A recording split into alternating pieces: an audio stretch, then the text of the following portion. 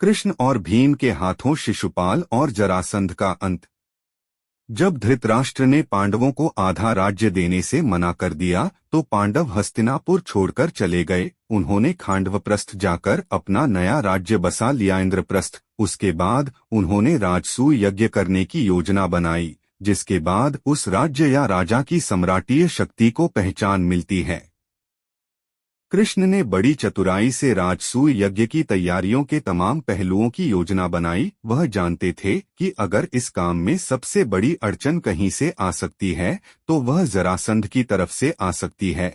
वह समझ रहे थे कि राजसूय यज्ञ की सफलता के लिए उन्हें उसे मारना होगा, लेकिन अगर उन्होंने जरासंध के खिलाफ युद्ध छेड़ा तो दोनों ही तरफ की सेनाओं को भारी नुकसान उठाना होगा। इसके लिए सबसे अच्छा तरीका यही होगा कि जरासंध को मल्लयुद्ध में ललकार उसे वहीं खत्म कर दिया जाए। जरासंध एक महान मल्ल योद्धा था और उसके पास मल्ल योद्धाओं की एक पूरी फौज थी। उस समय में मल्ल युद्ध एक ऐसी कला था जो सिर्फ आपसी द्वंद्व या कुश्ती तक ही सीमित नहीं था, बल्कि उसमें आध्यात्मिक संभावनाएं भी छिपी होती थीं।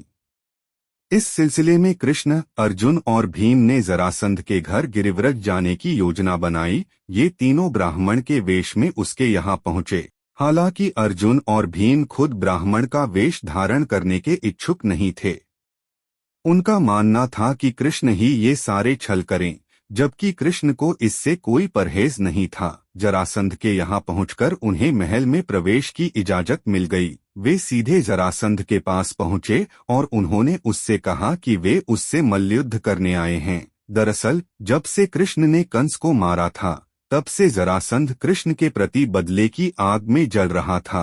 कृष्ण की तरफ से जरासंध के अपमान की एक पूरी श्रृंखला थी, जिसमें उन्होंने जरासंध को हराया था और उसकी जान बख्शी थी, रुक्मणी का हरण किया, द्रौपदी के स्वयंवर से उसे पीछे हटने पर मजबूर किया था। दरअसल इन सारे अपमानों के बाद जरासंध कृष्ण को मारने के लिए एक उचित मौके की तलाश में था। जब जरासंध ने कृष्ण को बिना अस्त्र शस्त्र के आते देखा तो उसने कहा, ऐसा लगता है कि या तो तुम बड़े साहसी हो या फिर मूर्ख। अपने पिछले अनुभवों के आधार पर मैं कह सकता हूँ कि तुम साहसी हो, लेकिन एक सम्राट, एक क्षत्रिय भला एक चरवाहे से कैसे लड़ सकता है? फिर उसने अर्जुन की तरफ देखा और कहा, यह तो अभी बच्चा है, मैं इससे कैसे लड़ सकता हूँ? उसके बाद वह लंबे चौड़े डीडौल वाले ताकतवर भीम की तरफ मुड़ा और बोला, यह मेरी तरह ताकतवर लगता है, मैं भीम से लड़ूंगा। दरअसल वे सभी सम्मान के नियमों से बंधे थे। उसके बाद भीम और जरासंध मल्ल युद्ध के लिए आपस में भिड़ गए। वे दोनों ही आपस में एक दूसरे के टक्कर के थे। मल्ल युद्ध में भीम जो भी चाल चलता, जरासंध के पास उसकी काट होती। जब भीम ने अपने हर दांव को खाली जाते देखा और समझ गया कि जरासंध को हराना मुश्किल है तो उसने कृष्ण की ओर देखा।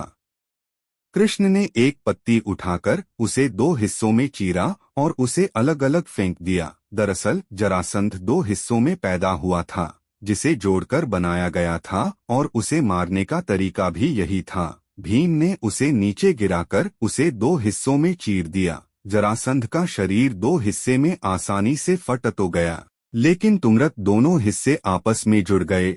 यह देख भीम को समझ में नहीं आ रहा था कि अब आगे क्या किया जाए। वह थक चुका था, जबकि दोनों हिस्से जुड़े के बाद जरासंध में नई ताकत भर गई थी। भीम ने एक बार फिर राय लेने के लिए कृष्ण की ओर नजर घुमाई। कृष्ण ने दोबारा से एक पत्ती को लेकर उसे बीच से चीरा और उसके दोनों हिस्से विपरीत दिशाओं में उल्टे फेंक दिए। भीम कृष्ण का संकेत समझ गए। भीम ने फिर जरासंध को दो हिस्सों में फाड़ा, लेकिन इस बार शरीर के दोनों हिस्से विपरीत दिशाओं में फेंक दिए। अंत जरासंध मारा गया। पांडवों के चक्रवर्ती बनने के रास्ते में आने वाले सम्राट जरासंध को मरवाकर पांडवों के सफल राजसूय यज्ञ का आयोजन उन दिनों की राजनीति में एक महत्वपूर्ण कदम था। इस कदम से कृष्ण उस समय के परम शक्तिशाली व्यक्तित्व बन चुके थे। राजसूय यज्ञ का एक महत्वपूर्ण हिस्सा होता था अग्र पूजा, जिसमें राजा यज्ञ से पहले किसी एक व्यक्ति को पूजा के लिए चुनते थे। उस सभा में कई महान राजा, ऋषि व नायक मौजूद थे। द्रोणाचार्य, भीष्म, द्रुपद, कृष्ण, द्वैपायन, व्यास, बलराम व अश्वत्थामा। उन्हें सामने देख पांडवों में सबसे बड़े भाई युधिष्ठिर ने वहां मौजूद सबसे बुजुर्ग भीष्म पितामह से पूछा कि अग्रपूजा किसकी होनी चाहिए। भीष्म ने जवाब दिया कि अगर यहाँ कोई अग्रपूजा के लायक है तो वह श्री कृष्ण वासुदेव ही हैं। कृष्ण के अग्रपूजा की बात सुनते ही राजाओं के एक गुट को बात बुरी तरह चुभ गई, खासकर शिशुपाल को, जो रुक्मणी के स्वयंवर के समय से ही कृष्ण के प्रति खार खाए बैठा था। चूंकि रुक्मणी स्वयंवर के समय कृष्ण के साथ भाग गई थीं, तब से कृष्ण के प्रति शिशुपाल बदले की आग में जल रहा था। शिशुपाल की मां और पांडवों की मां कुंती कृष्ण के पिता वसुदेव की बहनें थीं। इस रिश्ते से कृष्ण, पांडव और शिशुपाल सब आपस में फुफेरे मेरे भाई थे।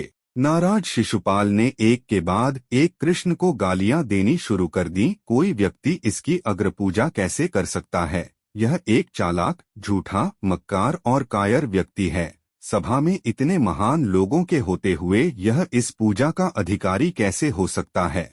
हालांकि शिशुपाल की मां जानती थी कि जिस तरह से उनका बेटा चल रहा है वह एक दिन कृष्ण के हाथों मारा जाएगा। उन्होंने कभी कृष्ण से कहा था कि तुम उसका वध मत करना।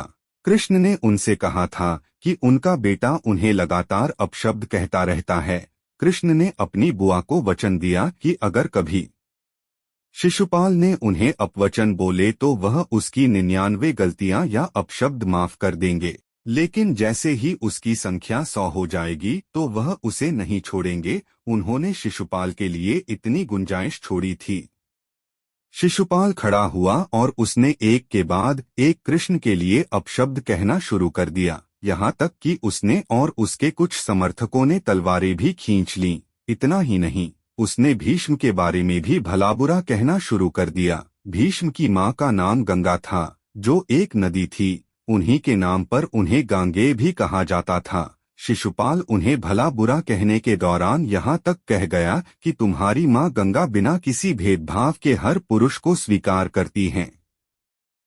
इतना सुनते ही मानो कृष्ण का धैर्य जवाब दे गया। यह शिशुपाल की 100वीं गलती थी। कृष्ण ने कहा, बस बहुत हो चुका। इतना कहते ही उन्होंने अपना सुदर्शन चक्र निकाला और शिशुपाल की ओर चला दिया। देखते ही देखते शिशुपाल का सिर जमीन पर आ पड़ा। इसके बाद कृष्ण की अग्रपूजा की गई। उसके बाद से उन्हें आधिकारिक तौर पर धर्मगोप्ता कहा जाने लगा। हालांकि उनका कोई राज्य नहीं था, कोई भौतिक साम्राज्य नहीं था, लेकिन तब से वह धर्म सम्राट कहलाने लगे।